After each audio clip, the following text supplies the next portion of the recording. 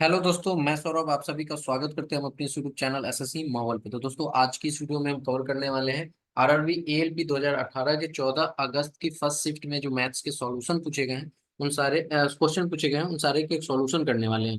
इससे पहले मैंने आपको 9 अगस्त से लेकर 13 अगस्त तक की सारी शिफ्ट का सॉल्यूशन करा दिया है। चैनल पे प्लेलिस्ट में आपको मिल जाएगा। ठीक है, तो चलो आज की सेशन स्टार्ट करते हैं। अगर सेशन अच्छा लगेगा तो सेशन को लाइक और शेयर करना ना भूलिएगा। चैनल पे पहली बार होंगे तो चैनल को जरूर सब्सक्राइब कर लीजिएगा। तो चलिए सेशन को स्टार्ट करते हैं। तो देखो, सबसे पहला यहाँ पे हमारे पास क्वेश्चन जो है, ये क्वेश्चन हमारे सामने है कि एक बैग में लाल गेंदों के साथ हरे गेंदों का अनुपात 4:9 है। यदि बैग में 6 हरे गेंद और मिला दिए जाते हैं तो लाल गेंदों के साथ हरे गेंदों का अनुपात 1:3 हो जाता है। तो बैग में लाल गेंद कितनी है? तो देखो यहाँ पे क्या कहा कि रेड बॉल रेशियो हमारे पास ग्रीन बॉल है, तो ये 4:9 है। इसमें हम क्या कर रहे हैं, 6 बॉल ऐड कर रहे हैं, इसमें हम एक भी बॉल ऐड नहीं कर रहे हैं, तो हमारा रेशियो जो है 1:3 हो जा रहा है। तो एक चीज गौर करने वाली है कि हम सिर्फ और सिर्फ ग्रीन बॉल का यहाँ पर ऐड कर रहे हैं, 6 ग्रीन बॉल ही ऐड कर रहे हैं। तो हमारा जो रेड बॉल की क्वांटिटी है वो सेम होनी चाहिए, बट यहाँ पे हम देख पा रहे हैं 4 और यहाँ पर देख पा रहे हैं सिर्फ एक है। तो यहाँ पे चेंज हो चुका है, तो इसको हम 4 बनाएंगे। तो 4 बनाने के लिए हम 4 से मल्टीप्लाई कर देंगे, तो यहाँ पे 4:12 आ जाएगा। अब हम देख पा रहे हैं कि यहाँ पर जो है रेड बॉल बराबर हो चुकी है और ग्रीन बॉल जो है हमारे पास 12 हो चुकी है। तो कितने का चेंजिंग आ गया है? तो 3 यूनिट का।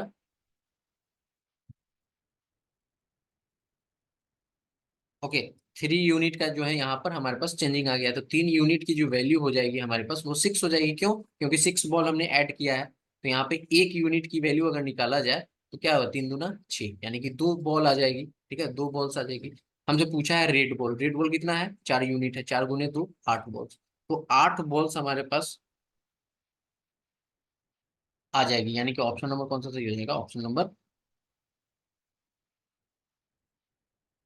एक जो है करेक्ट हो जाएगा। ठीक है, अब देखो यहाँ पे हम बात करते हैं नेक्स्ट क्वेश्चन पे। नेक्स्ट क्वेश्चन देखिए, टाइम एंड वर्क से पूछा गया है हमारे पास। क्या क्वेश्चन कहा गया कि 30 आदमी जो है किसी काम को प्रतिदिन 8 घंटे करके 16 दिनों में समाप्त करते हैं। ठीक है, तो कहा गया है दोगुने काम को 10 दिनों में समाप्त करने के लिए 12 घंटे प्रतिदिन काम करने के लिए कितना, अच्छा 10 दिन में 12 घंटे प्रतिदिन काम करके कितने आदमी समाप्त करेंगे, ये क्वेश्चन हमसे पूछा गया है। तो इसको क्या करना है ना, जो हम प्रोसेस लगाएंगे ना उसको हम लोग को सजाना है। जैसे कि ये सबसे पहला फॉर्मूला हमारा M1D1H1 अपॉन में W1 होता है। ठीक है, is equal to M2D2H2 upon में W2। तो ये वाला कौन सा है? सी नंबर है। इसके बाद में हम क्या करेंगे, वैल्यू पुट कर देंगे। तो 30 यहाँ पर हमारे पास आ जाएगा 16 × 8 अपॉन हमारे में एक्स आ जाएगा। और यहाँ पर देखो एक्स जब आ जाएगा तो एक्स आने के बाद यहाँ पर हमारे पास क्या आ जाएगा, M2 आ जाएगा। और यहाँ पर हमारे पास 10 दिन दिया गया है, 12 है घंटे। और 2x क्यों आएगा? क्योंकि यहाँ पर कहा गया दो गुना काम, डबल काम हो रहा है। तो ये, और M2 को अगर निकालना होगा तो हम कैसे लिख सकते हैं, 30 × 16 × 8 × x अपॉन इंटू यहाँ पर 10 × 12। अब इसको सॉल्व करो, एक्स से एक्स कैंसिल आउट हो जाएगा, जीरो से जीरो चला जाएगा, 3 दूना 6, 6 दूना 12, 2 से चला जाएगा 4। तो M2 की वैल्यू हमारे पास क्या आ जाएगी, 64।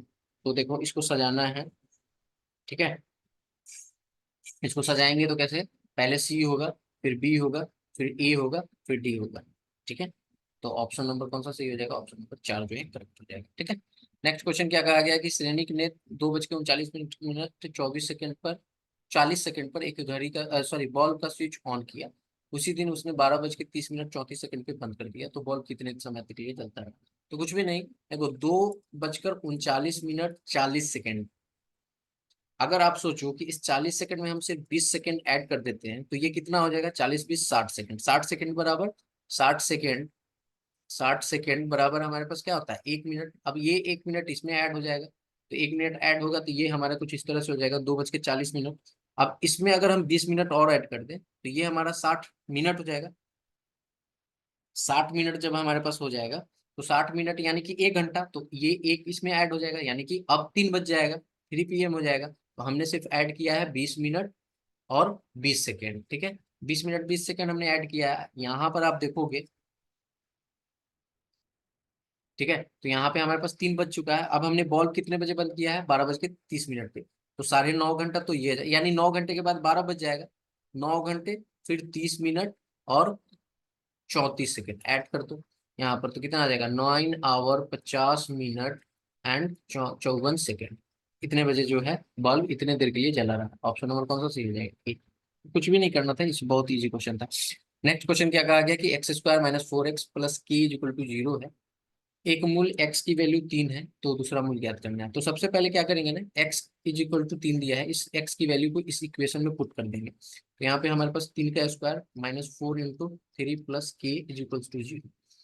9 माइनस यहाँ पर 12 प्लस यहाँ पर हमारे पास क्या आ जाएगा k = 0। ये -3 + k = 0। अब k की वैल्यू हमारे पास 3 आ जाएगी। इस k की वैल्यू फिर से हम पुट कर देंगे इस इक्वेशन में k की जगह पे। तो x² -4x + 3 = 0। अब इसका फैक्टराइजेशन करेंगे तो x² -3x -x + 3 = 0। तो x कॉमन लेंगे तो x-3, x -1 कॉमन लेंगे तो x-3 = 0। तो x की वैल्यू क्या आ जाएगी, x-1 × x-3 = 0। तो x की दो वैल्यू आ जाएगी, एक 1 और एक 3।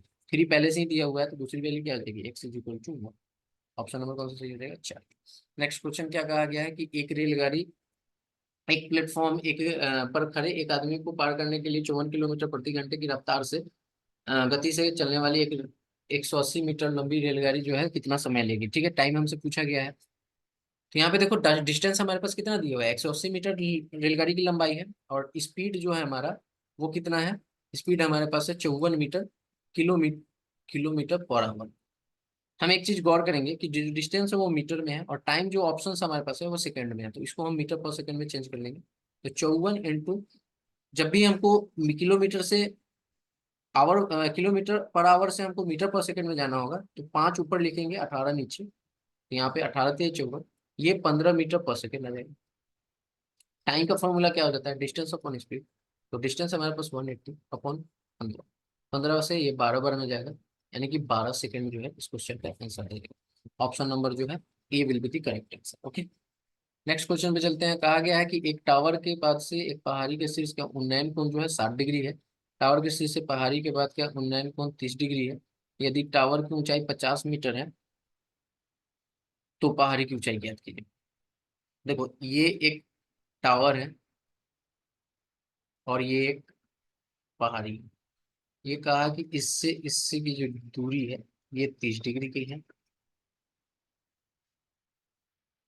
देखो तो ये 90 डिग्री बनेगा, ये 30 है, ये 90 बन जाता है पूरा, तो ये हमारा कहीं ना कहीं 60 डिग्री होगा। ठीक है, जब फिर ये 30 डिग्री है और ये 90 हो जाएगा तो ये हमारा कितना हो जाएगा, 60 डिग्री होगा। एक रेशियो होता है इसका समकोण त्रिभुज में। ठीक है, ओके, तो समकोण त्रिभुज पहले बनाते हैं। समकोण त्रिभुज में क्या होता है, ये हमारे पास जो है ये 60 है, ये 30 है और ये 90 है। ठीक है, तो 60 के सामने वाली भुजा यानी ये हमारा √3 हो जाएगा। और यहाँ पर ये हमारा 1 हो जाता है 30 के सामने, और 90 के सामने वाला 2 हो जाता है। ठीक है, यहाँ पर इसकी जो लंबाई दी हुई है ये हमारे 50 मीटर दिया हुआ है, इसका पूछा गया है। ठीक है, तो एक चीज गौर करो, अगर ये 60 वाली को देखोगे तो यहाँ पर हमारे पास ये सामने वाली भुजा है, क्योंकि इस ट्रायंगल की हम बात कर रहे हैं, इस वाले ट्रायंगल की। ठीक है, ये वाले ट्रायंगल की, तो ये हमारे पास क्या है, तो ये √3 हो जाएगा। अगर इस 60 की बात करो यहाँ पर, ये आया, और इस 60 की बात करेंगे तो यहाँ पर आपके पास एक हमारे पास ये √3 आ जाएगा। फिर यहाँ पर अगर आप देखोगे तो √3 × √3 क्या आ जाएगा। अब देखो मैं बताता हूँ, यहाँ पर हमारे पास 1 होता है, ये √3 हो जाएगा, ये 2 हो जाएगा। अगर इस ट्रायंगल की बात करेंगे तो फिर हमारे पास यहाँ पे √3 × √3 कितना हो जाएगा, 3 हो जाएगा। ठीक है, तो यानी कि हम देख पा रहे हैं कि ये पहले 1 था, 1 से अब ये इसका कितना गुना हो गया है, 3 गुना। तो कहीं ना कहीं ये 50 का 3 गुना होके 150 मीटर हो जाएगा। ऑप्शन नंबर कौन सा सही हो जाएगा, डी। नेक्स्ट क्वेश्चन क्या कहा गया कि यदि 1998 में कुल बिक्री 78,090 थी, जिसमें 1999 में 16.5% की वृद्धि हुई, तो 1999 कुल लगभग कितना है। ठीक है, कितना था, 7890, कितनी की वृद्धि हो रही है, 16.5, तो यानी कि हम निकालेंगे 116.5% निकाल लेंगे यहाँ से।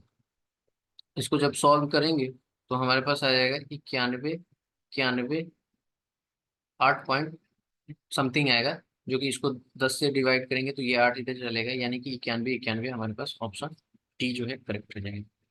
नेक्स्ट क्वेश्चन कहा गया है कि किसी संख्या का 30% का मान 33 है, तो वो संख्या क्या है। कहा गया है कि 30% की वैल्यू जो है हमारे पास 33 है। जैसे जैसे मैं आपको सॉल्व कर रहा हूँ ना, इसी तरह आप भी फास्ट सॉल्व करने लगोगे। देखो यहाँ पे 33/30 हो जाएगा। 100% पूछा है, क्योंकि कोई भी संख्या अपने आप का 100% होता है। तो यहाँ पर आप देखो 33/30 गुने 100, 10 से 1 0 गया, 11 या 33, 11 गुने 10 कितना आ जाएगा, 110। तो वो संख्या कौन सी होगी, वो संख्या 110 होगी, ऑप्शन नंबर 3। नेक्स्ट क्वेश्चन देखते हैं। 5776 जो है हमारे पास का वर्गमूल कितना होगा। 5776 का वर्गमूल अगर आप ऑप्शन से चेक करोगे तो देखो ये 84 है। 84 से पहले 80 आता है, अगर 80 का स्क्वायर करोगे तो ये 6400 हो जाएगा, जबकि हमें लाना है 5700, ये 4 और है, तो यानी कि ये ऑप्शन तो गलत होगा। 60 का अगर स्क्वायर करते हैं तो 3600 होगा, और ये जो है 5700 से काफी नीचे हो जाएगा। यहाँ पर आप 64 सेम वही, तो यानी कि 76 जो है आपका यहाँ पर आंसर हो जाएगा। ठीक है। नेक्स्ट क्वेश्चन करते हैं। किसी भिन्न को जब 1/3 में से घटाया जाता है, देखो 1/3 में से x को घटाया जाता है, x भिन्न है तो हमारे पास 1/12 होता है। तो x की वैल्यू हमारे पास क्या आ जाएगी, 1/3 माइनस 1/12। तो यहाँ पर हमारे पास एलसीएम 12 हो जाएगा, ये हमारे पास 4 हो जाएगा, ये -1 हो जाएगा, 3/12 हो जाएगा, 1/4। ऑप्शन नंबर कौन सा सही हो जाएगा, ऑप्शन नंबर 2 जो है correct है। वो भिन्न कौन सा है, 1/4। नेक्स्ट क्वेश्चन क्या कहा गया कि आदित्य को एक परीक्षा में 78% अंक प्राप्त हुए, यदि उसे 663 अंक प्राप्त हुए तो अधिकतम अंक कितने थे। देखो 78% की वैल्यू हमारे पास क्या दी हुई है, 663 दी हुई है। ठीक है। अगर आप इसको काटोगे,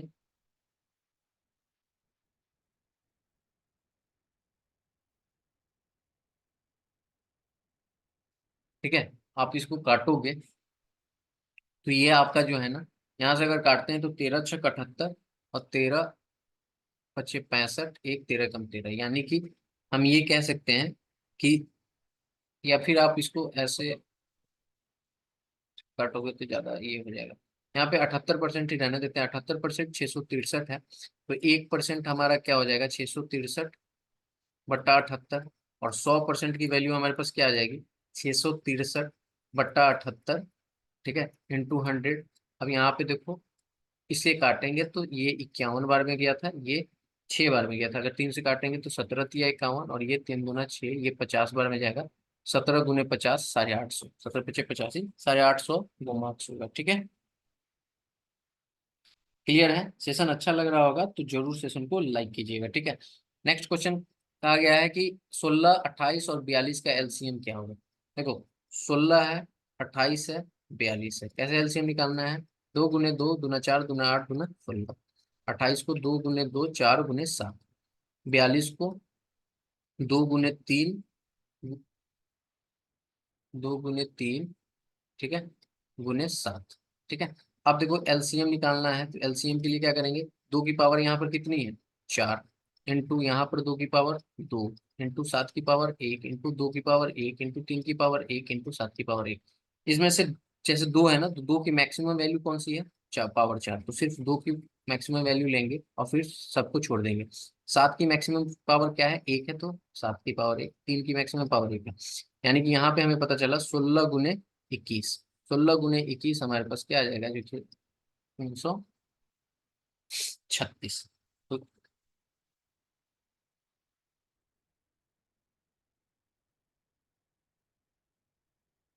ओके, नेक्स्ट क्वेश्चन पे आते हैं, जो बहुत ही प्यारा सा क्वेश्चन है।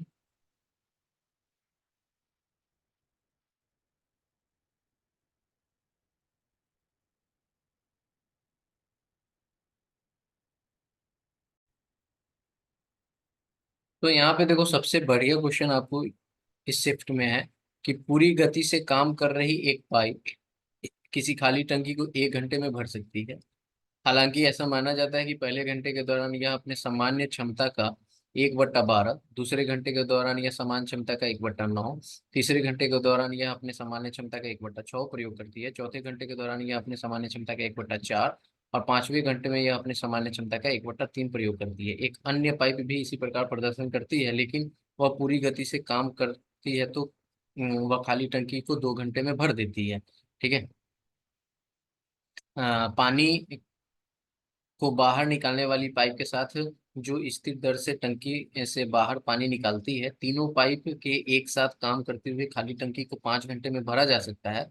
यदि कोई अन्य पाइप काम नहीं कर रही है तो ऐसे समय में निकासी पाइप द्वारा टंकी को खाली करने में कितने घंटे लगेंगे। तो देखो यहाँ पर आप मान लो कि एक पाइप हमारे पास ए है और एक पाइप दो है, तो एक पाइप ए जो है 1 घंटे में भर रही है, और दूसरा जो पाइप बी है वो 2 घंटे में भर रही है, तो ये इसकी टाइम है। ठीक है। अब यहाँ पर आप एक चीज देखोगे, यहाँ पर इसके पास देखोगे तो यहाँ पर देखो 1/12, 1/9, 1/6, 1/4, 1/3, तो इस तरह से इसका हम क्या करेंगे, एलसीएम ले लेंगे। तो 12, 9, 6, 4, 3, इसका एफिशिएंसी ये एलसीएम कितना आ जाएगा, 36 आ जाएगा। ठीक है, 36 आ जाएगा एफिशिएंसी।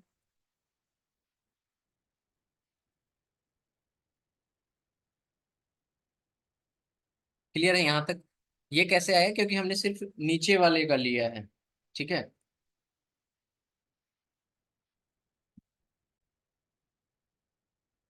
तो यहाँ पे देखें कि हमने क्या ले लिया कि ये 36 यूनिट हमारे पास इफिशियंसी आ गया। अब देखो यहाँ पे टाइम जो है तो इसका रिवर्स हमारे पास क्या आ जाएगा, इफिशियंसी 2 और 1, तो यानी कि इसका कैपेसिटी जो है इसका दोगुना कर देते हैं, तो यहाँ पे हमारे पास आ जाएगा 72 यूनिट। ठीक है, समझ रहे हैं। तो यहाँ पर कैपेसिटी हमने टोटल निकाल लिया टंकी का, वो है कि 72, यानी 72 यूनिट वहां पे फिल करना है पानी। अगर एक की बात की जाए कि यहाँ पर ए जो है 1 दिन में काम कर दे रहा है, तो इसकी एफिशिएंसी कितना होगा, 72, और इसके यहाँ पे 36 हो जाएगा। क्लियर है। क्लियर है। क्लियर है। अब यहाँ पर क्या करेंगे हम कि नेक्स्ट आपका यहाँ पर दिया क्या गया है।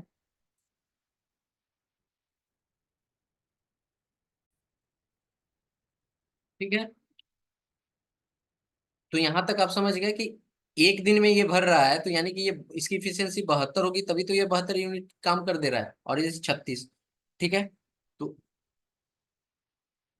अब यहाँ पे देखो ए का क्या कहा गया है कि 1 बटा पहले हाफ में, पहले घंटे में 1/12, तो यानी कि 72 के यहाँ पर 1/12 यानी 12, प्लस 72/9, प्लस 72/6, प्लस 72/4, प्लस 72/3।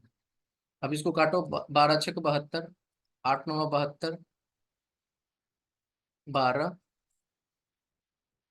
18×4 = 72, 3×2 = 6, 24×3 = 72। तो अब इसको ऐड करो तो 6 + 8 + 12 + 18 + 24,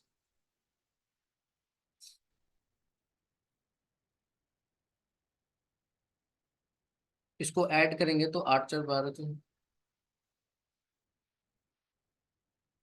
8, यहाँ पे 2, 1, 3, 1, 4, और 2, 6, 68 यहाँ पर यूनिट आ चुका है। तो अगर ए जब हमारा पास 68 भर दिया है, तो हमारे पास बी इसका आधा करेगा, यानी कि बी जो है हमारे पास, बी की अगर बात की जाएगी तो बी जो है हमारे पास 34 भरा होगा। क्लियर है। तो बी जब हमारे पास 34 भरा होगा, तो यहाँ पर आप देखो कि ए प्लस बी जो है हमारा मिलके 68 यूनिट प्लस 34, इसको ऐड करेंगे तो 2, 1, 4, 3, 9, 1, 10, 102 यूनिट काम किया। ठीक है। टंकी का कैपेसिटी अभी देखो कितना है, 72 यूनिट। तो यहाँ से कितना 72 यूनिट से ये कितना यूनिट एक्स्ट्रा है, तो 30 यूनिट जो है हमारा एक्स्ट्रा है। ठीक है, तो 30 यूनिट हमारे पास एक्स्ट्रा आया है। अब ये 30 यूनिट आया किससे है, जो एक तीसरा पाइप जो है ना जो पानी निकाला है, उसके कारण हमारे पास ये 30 यूनिट एक्स्ट्रा हुआ है। ठीक है। अब ये 30 यूनिट पानी फेंका है। ठीक है। अब यहाँ पर वो कितने घंटा काम चला है, 5 घंटे में। तो अगर इसकी निकाला जाए, अगर सी मान लो, इफिशियंसी, तो 30/5, ठीक है, तो ये 6। अब ये 6 आ गया। अब यहाँ पे देखो पूछा क्या गया है, कोई क्या पाया पे नहीं था निकासी पे में। हाँ बस। अब देखो टोटल कैपेसिटी हमारे पास कितना है, 72। सी की इफिशियंसी कितनी आई है, 6। तो 6 से भाग दे देंगे तो कितना आ जाएगा, 12। तो ऑप्शन नंबर कौन सा सही हो जाएगा, तो नेक्स्ट क्वेश्चन पे आते हैं। नेक्स्ट क्वेश्चन क्या कहा गया कि एक व्यक्ति ने एक वस्तु को 1500 रुपए में खरीदी और 12% लाभ पर बेच दिया, तो वस्तु का विक्रय मूल्य क्या होगा। देखो कितने में खरीदा है, देखो 12% आप निकालो, आप ऐसे भी निकाल सकते हो, 12% मतलब 12/100, ठीक है। तो 100 रुपए आप मान लो क्या, 100 रुपए आपका सीपी हो गया, और इसमें 12% लाभ यानी कि 112 रुपए जो है, यानी कि आप सीपी लिख लो 100 रुपए, और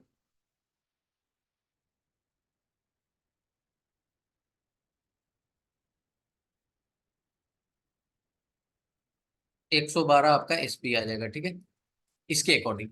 अब यहाँ पे देखो हम देख पा रहे हैं कि जो आइटम खरीदा गया वो 1500 में, यानी कि इसका कितना गुना, 15 गुना। तो इसका जब 15 गुना है तो कहीं ना कहीं इसका भी 15 गुना होगा,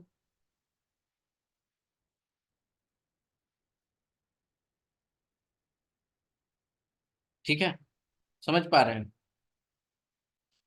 समझ रहे हैं कि नहीं, मतलब 12% यहाँ पे प्रॉफिट हुआ है हमारे पास, ठीक है। तो इसका जब 15 गुना हो रहा है 1500, तो इसका भी 15 गुना होगा, तो इसका 15 गुना हमारे पास 1680 हो जाएगा।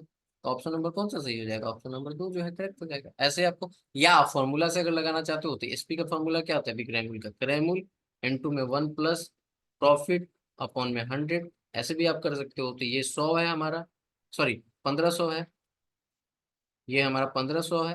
यहाँ पर 1 प्लस प्रॉफिट 12% है अपॉन में 100, यही चीज आएगा 1500 गुने आपका यहाँ पर 1500 गुने यहाँ पर 112/100। इसको काटोगे तो 15 गुने 12, यही ना आया है 112 गुने 15, तो वही चीज है, ठीक है। नेक्स्ट क्वेश्चन क्या कहा गया है कि 10 पारियों के बाद किसी बल्लेबाज की प्रति पारी औसत स्कोर 52 था। 12 पारियों के बाद उसका औसत स्कोर बढ़कर 54 हो जाता है। यदि बल्लेबाज ने पिछली पारी की तुलना में 12वें और 12वीं पारी में 16 रन अधिक बनाए, तो उसने 11वीं पारी में कितने रन अधिक बनाए। तो देखो 10 पारी, 10 के बाद 12वीं पारी, तो बीच में कौन सी पारी है, 11वीं, ठीक है। 10 पारी तक वो क्या करता है कि 52 के स्कोर से बनाता है, ठीक है। और 12वीं पारी में उसका कितना हो जाता है, 54, यानी कि कितने बढ़ जाता है, 2 2 रन पर पारी बढ़ जाता है। तो कितना हो जाएगा, टोटल बढ़ जाएगा 12 दूना 24। क्लियर है, समझ में आ रहा है ये कैसे हुआ, ये चीज समझ में आया कैसे हुआ। आप देखो क्या कहा गया है कि वो 10 पारियों तक उसका औसत 52 था, लेकिन 12वीं पारी के बाद उसका औसत 2 बढ़ गया है, तो जो 2 बढ़ा है औसत, तो टोटल 24 बढ़ गया है, ठीक है। क्लियर है। अब यहाँ पे देखोगे तो ये 500, अब देखो यहाँ पर जो ये जो 52 है यहाँ पर, तो आप देखोगे कि इसका शॉर्ट ट्रिक मैं आपको बता रहा हूँ, ठीक है। क्लियर है। तो 2 पारी आपको यहाँ पर छूटा हुआ है, तो देखो ये 52 और ये भी 52 होगा, ठीक है। तो दोनों को जोड़ेंगे तो हमारे पास 104 आना चाहिए, लेकिन ये 24 और ऐड होता है, तो ये हमारे पास हो जाता है, ठीक है। तो ये हमारे पास 128 हो जाता है। क्लियर है। अब देखो 128 को 2 भाग में, यहाँ पर देखो क्वेश्चन में क्या कहा गया है कि ये 128 आ गया। अब इसको 2 पारी में हमको डिवाइड करना है, ठीक है। लेकिन क्वेश्चन में कहा गया है कि 16वीं पारी में 16 रन अधिक बनाया है, तो 128 में से हम 16 माइनस करेंगे तो हमारे पास कितना बच जाएगा, 112। अब इसको 2 पार्ट में बांट दो, तो 56 और ये 56, तो एक वाले में 16 जोड़ देंगे तो ये आ जाएगा 6 6 12 72, और ये 56। हमसे पूछा क्या गया है, 11वीं पारी में, तो 11वीं पारी कौन सी है, यही है ना, तो यहाँ पे क्या बनेगा, 56 स्कोर बनेगा, ठीक है। नेक्स्ट क्वेश्चन क्या कहा गया है, नेक्स्ट क्वेश्चन कहा गया है कि एक क्रिकेट मैच में खिलाड़ियों के स्कोर में इस प्रकार लिखा जाता है कि स्कोर विचलन का गुणांक 16 और माध्य 25 है, तो प्रसरण क्या है। तो देखो प्रसरण का फॉर्मूला क्या होता है, प्रसरण का फॉर्मूला होता है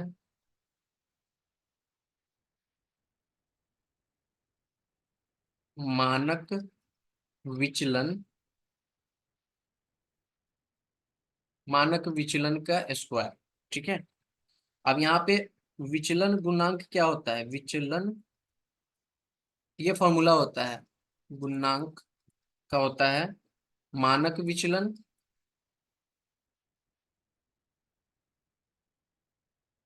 अपॉन यहाँ पर माध्य गुने 100। अब यहाँ पे देखो विचलन गुणांक 16 दिया हुआ है। अब ये, इसको हम एम लिखते हैं मानक विचलन को। ठीक है, एम से डिनोट करते हैं। यहाँ पे माध्य हमारे पास 25 है, गुने 100 है। अब ये 25 चौका 100, 4 से चला जाएगा 4, तो मानक विचलन हमारे पास 4 आ गया है। ठीक है। अब पूछा गया है कि प्रसरण, प्रसरण यानी कि 4 का स्क्वायर क्या आ जाएगा? 16। ऑप्शन नंबर हमारे पास कौन सा सही हो जाएगा? ऑप्शन नंबर जो है ये 2 जो है करेक्ट हो जाएगा। तो ये आपके कुछ क्वेश्चन थे जो आपको 14 अगस्त की फर्स्ट शिफ्ट में पूछे गए थे आरआरबी 2018 में। तो कैसा लगा सेशन जरूर कमेंट करके बताइएगा। मैं आप सभी को बता दूं कि अगर आपसे बैच में पढ़ना चाहते हैं तो आप आरआरबी एएलपी की जो है आप बैच भी परचेज कर सकते हो, जो कि आपको 499 रुपीज में आपको अवेलेबल मिल जाएगा। अगर आप इंटरेस्टेड हो तो टेलीग्राम लिंक में आप यहाँ टेलीग्राम लिंक पे आकर टेलीग्राम ग्रुप में आप इस बैच के बारे में पूछ सकते हो। मैं आपको फर्दर की प्रोसेस बता दूंगा। सिर्फ और सिर्फ 499 में आपको पूरे आरआरबी एएलपी दोनों CBT 2 तक का आपका यहाँ पर, जब तक आपके पूरे एग्जाम नहीं हो जाएंगे तब तक आपको ये कवर कराया जाएगा। तो चलो मिलते हैं अगली क्लास में, तब तक इतना ही। जय हिंद, जय भारत, सभी को ख्याल रखिएगा।